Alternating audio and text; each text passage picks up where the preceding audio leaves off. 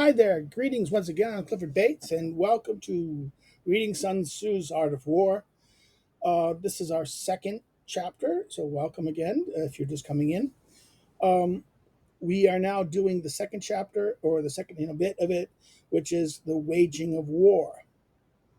Okay, so last week we did, not last week, but last session, we did making of plans.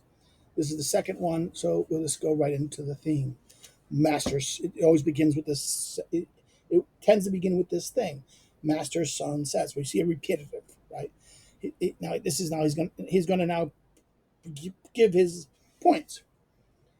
Now he goes, in war for an army of 1,400 swift chariots, 1,000 hide armored wagons, for 100,000 male clad soldiers with provisions for 400 miles. So he's describing something, an army of 1,000 four-horse chariots, and then 1,000 for 1,000 four-horse chariots, 1,000 hide armored wagons, and then what is he saying? He's going to say for 100,000 male clad, male, which is the type of armor, body armor. So these are heavily armored soldiers, and a provision for 400 miles. There was food and water and resources, provisions for 400 miles to be able to go up for 400 miles. This is what the kind of beginning point. Now he says what? Allowing for expense at home and in front, dealing with envoys. So you have to allow for deal with expenses at home and at the front. So what's going to cost you to maintain your soldiers at home, the homeland, and then at the front, the cost you things you have to spend and care for. You have to care for that. Make a deal. Make sure that the money is there. And what it says, what dealing with envoys and advisors, handling people, the envoys and advisors, all the people who are going to be coming in and trying to advise you, or from other countries, other actors, or things, or the other side is trying to negotiate, or all this is diplomatic side is as much about war as the fighting side. He goes, glue and lacquer. Now, glue and lacquer is what? This is about fixing things, okay? Maintenance, right? Repairs to chariot and armor. So glue and lacquer for the repairs of chariot and armor. The daily cost, the daily cost of all this will exceed 1,000 talents. So all this is going to exceed significant amount of money. He says what? In war, because of this, he says, war should be swift. If victory is slow, men tire, morale sags, sieges, these exhaust strength. Protracted campaigns will strain the public territory. So what is he saying? Victory in war, you should make the victory swift. Why? Because if it's victory slow, what happens? People will tire, men will tire, the soldiers will get exhausted, and they don't want war anymore. People will exhausted. And by this, it's not only exhausted, the soldiers being exhausted, but the society will be exhausted, tired of it. And then what happens? Morale goes lower because no victory, no things. And what happens is sieges simply exhaust strength. Sieges, in other words, if you try to siege something and wait them out, and wait till they surrender or can't survive any longer, will really exhaust your strength of your side. And he says protracted campaigns will just strain the public treasury, the money of the empire. It will exhaust it. So Sun Tzu is really not only talking about the battlefield, but also the means of waging war, about economics and support. He's saying that you have to be careful about these things. I mean, come on, this is some of the criticisms of what happened with the forever wars of the last 20 years, right? That we go on for wars without any clear goals or clear ends, or goals are impossible to achieve. You should have a clear goal of what you do, and you should achieve it. And that's why victory should be swift. If you don't have swift victory, then maybe you should pursue other means. Now, he says, after he's kind of says, what if men are tired, morale low, strength exhausted, treasury spent? What will happen? He says, then feudal lords will exploit the disarray and attack.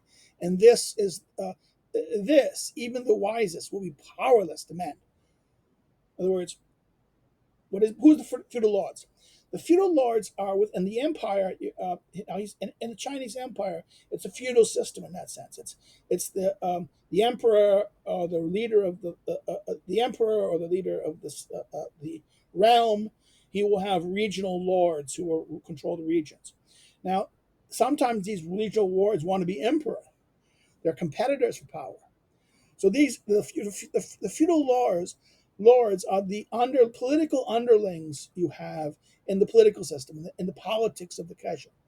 Those who are regional leaders or stakeholders or section economies. And therefore, these people are going to be what? They're going to be, they may be allies, but they're also ambitious. They want to be in charge. And therefore, because what happened, men are tired, morale low, exhausted, treasury's gone, spent it. What's going to happen? In this disarray, your political opponents are going to strike, like the Democrats did in 2000. When the Iraq War kind of went sour in 2000, late 2004, 2005, when everything that was supposed to be happening didn't happen, because they had unreasonable goals. They should have just transferred authorities. They should have, after they took it over, they should have handed it over immediately to that's what Rumsfeld wanted. He wanted to hand it over to an exile groups to come and let them take it over and let them be a dictator. And don't have to bring democracy. But no. The Colin Powell and the other people saying, "Oh no, we broke we broke the China base, so we got to buy it." Nonsense approaches. It rejected Rumsfeld's position. Everyone blames Rumsfeld. And this is the thing. Everyone likes to want to blame Rumsfeld for the Iraq War. No, for how it went. No, he was not listened to. Bush was wholly captive of Colin Powell and Condoleezza Rice. Not Susan Rice. That's a different Rice, but a Rice, black woman. uh, uh, Colin Powell, who was a political general, who came into power, and the demise of the NSC and last year's Reagan thing became the final Reagan's National Security Council cleaning up Iran Contra problems, who then cleaned house and was a good boy. He was Bush's boy in that sense. He was Bush's. Okay, that's politically incorrect, but because you can't call a black person a boy. Well, I would have called him a white. I mean, if he was a white person, I would have called him that too, because he was the boy of Bush. He was part of the Bush kind of echelon, and we and Bush Senior were kind of very close. And it was and that because of that, the father's influence over his son, that Powell came in there. But that's not. That's I don't want to get in contemporary politics. I'm talking about. I think I'm using examples from now to explain this. What happened was when things went bad, when it didn't have the quick victory, when things went kind of difficult, and because why? Because we were trying to bring democracy there, and we were maintaining it and trying to help them, and that nation building is a sticky thing. It requires hands, and Americans that we did it in World War II because we beat the crap out of them. I mean, we dropped 2 nuclear bombs in Japan, and we made the Germans really we blew the crap out of Germany. In other words, the Germans and the Japanese really believed they lost. The Iraqis, we didn't believe they lost because everything collapsed too quickly. We were trying to be gentle. They thought, we didn't blow. I mean, if we flattened everything and killed everyone, then we could have made it then we could have afterward made it in the image. We have this, you always have people say, well, but you did do that. You had all this. No, casualties were comparatively low compared to what we imposed on the Germans and what the Russians and the Americans imposed on the Germans, and what we did on the Japanese. No, this was not this. This was rather painless, and because it was painless, they didn't. They simply just didn't believe it was over. They said we just have to wait, and the Americans would get tired, and that's what happened in that sense. And that's what he's saying is wrong about this. And that's what happened with political appointees will then use it. Bush lied and people died, right? Again, the feudal lords will come out and play. So if you engage in a war and you can't win quickly, you run the risk of political backlash. That's what he's trying to say here. Okay, and even what even the wisest will be powerless to fix it. He's saying it's too risky in that sense. But this is why he's being very, he's giving very good advice here about when you should do this kind of thing and under what conditions. Then he says, I have heard that in war, haste can be folly. I have to do this for a second. Waste can be folly. But I've never seen delay that was wise. In other words, he gives it what I'm saying. People say that a haste is folly, but I've never seen delay wise. In other words, folly means silly. I mean, bad, opposite of wise, right? The fool and the wise man. What is folly is the thing of the fool. So therefore, haste does not mean speed. It means excessive speed. In other words, you're getting ahead of things. Here, delay is bad. Delay is never wise. No nation has ever benefited from a protracted war. It's a true statement. Protracted war doesn't benefit a nation. It makes it worse. The Vietnam War was a worthless, protracted war. Why? Because what was the goal? The goal was getting the North Vietnamese to negotiate. That was the goal. So that's a stupid ass goal. You defeat the enemy. That means you defeat them. And they have to know they're defeated. And if you're not going to have a clear goal what you want. In other words, the idea the goal was this: we're going to get them back to the negotiating table. Huh? We waste, and they just have to say no when we have to keep on staying, and our goal isn't winning; it's only negotiating. And then at the end of the day, we betray our allies. No nation, and look how Vietnam destroyed America. The Vietnam War tore apart the consensus that was America. It leads to the protracted conflict where there's no clear victory will tear apart the consensus of the country. There was, after 9/11, there was consensus, but then everyone was like gung ho and unified. But then what happened? Oh no, we don't have to sacrifice. Like no, the rich can enjoy their happy life, and the people who soldier we're going to ignore them. They're going to go there and we're going to do this like this. And oh, by the way, it's not working, and therefore the people who are benefiting, saying, "Why are we spending this money on this war and all these military things if we can't get victory so quickly?"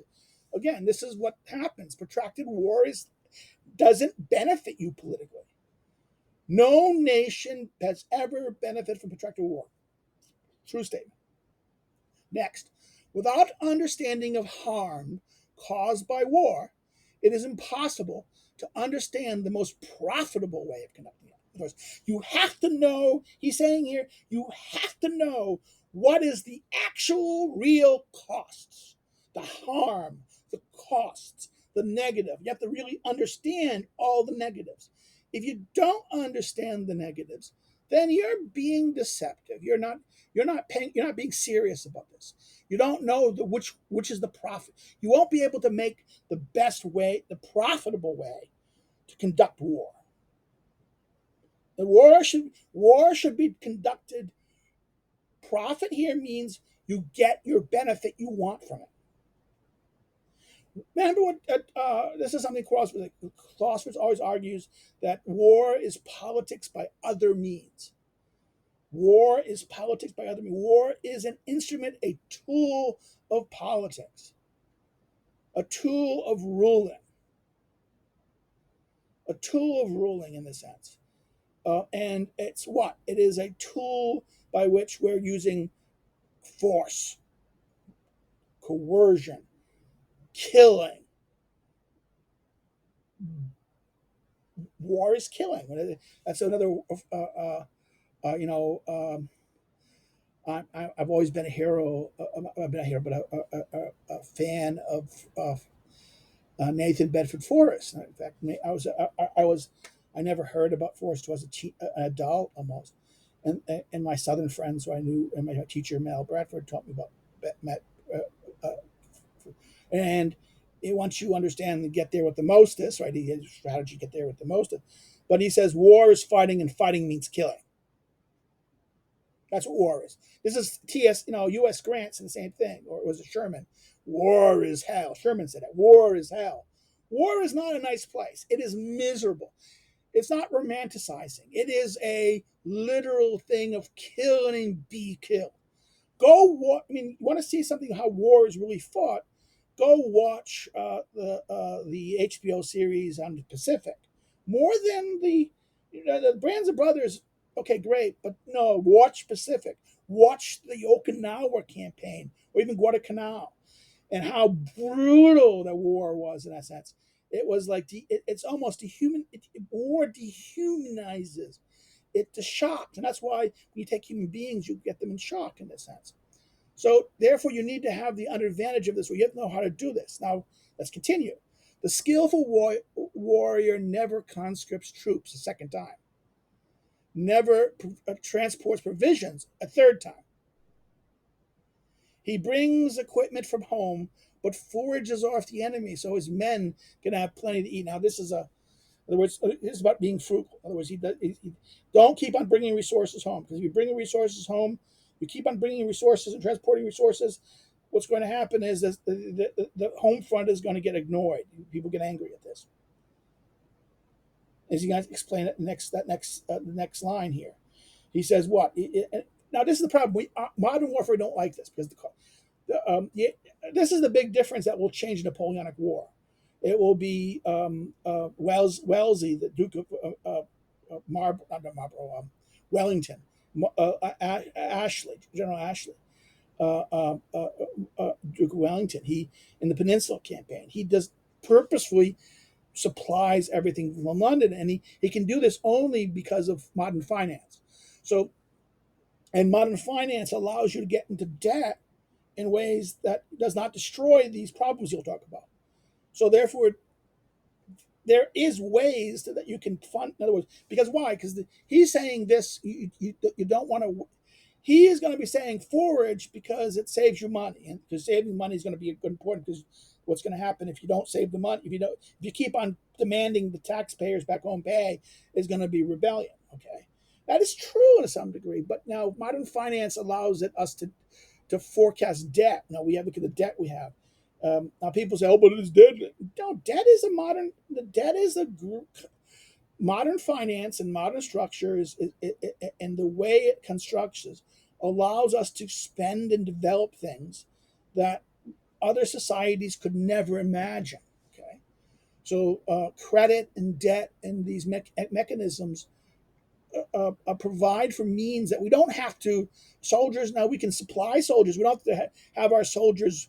I mean, look at the Russians. The Russians in Ukraine are what? They have no logistics to feed themselves. So they have to do what? They have to loot, rob, steal from the people they're invading, and therefore they're going to kill, rape, and murder. Okay, this is not good, because you're not going to. After the war, there's not going to be love between you. Okay, that's the opposite of what happened with the British in Spain.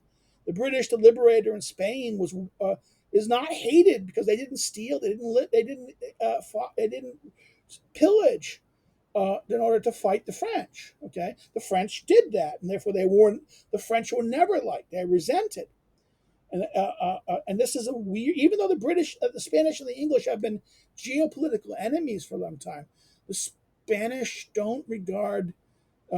not regard the English as more vile than the French after the French behaved the way they did regarding the conquest of Spain, with the Napoleonic Wars, right before even the French Revolution, and then later under Napoleon.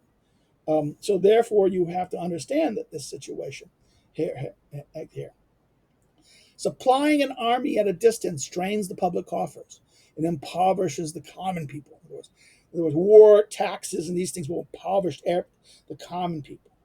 The common people pay the taxes. The wealthy and the powerful don't. Universal rule of life. I mean, this is true in Europe. The very rich don't pay taxes. It's everyone else. The rich don't pay. The common people pay. Okay, so therefore, by draining the public resources, you just impoverish the common people. And it goes, where an army is close at hand, there's another problem. When an army is nearby and armies are there, what happens? Prices raise. When prices raise, the common people spend all they have. And when they spend all they have, they feel the pinch of taxes and levies. A levy is a form of money, another form of tax or payment that you have to pay for the state. So revenue devices, but a levy is a revenue device that states or political entities use to raise money. So therefore, the taxes or just the money you have to pay per capita, or the property tax or levies are instruments you have to pay in order to use services and things like this. These are what? These are, in other words, if inflation is high, these are there and they're going to hurt. They've spent everything already because they have no money now. When it's time to pay their taxes, they're going to be even more painful. And he goes like here: strength is depleted. When strength is depleted on the battlefield. Families at home are destitute. So if the battlefield, if the strength is depleted on the battlefield, the home front, people at home are going to be destitute. And he says the common people loses 7/10 of their wealth. 6/10 of the public coffers are spent on broken chariots, worn out horses, armor and helmets, crossbows and arrows, spears and bucklers, lances and shields, draft animals and heavy wagons. So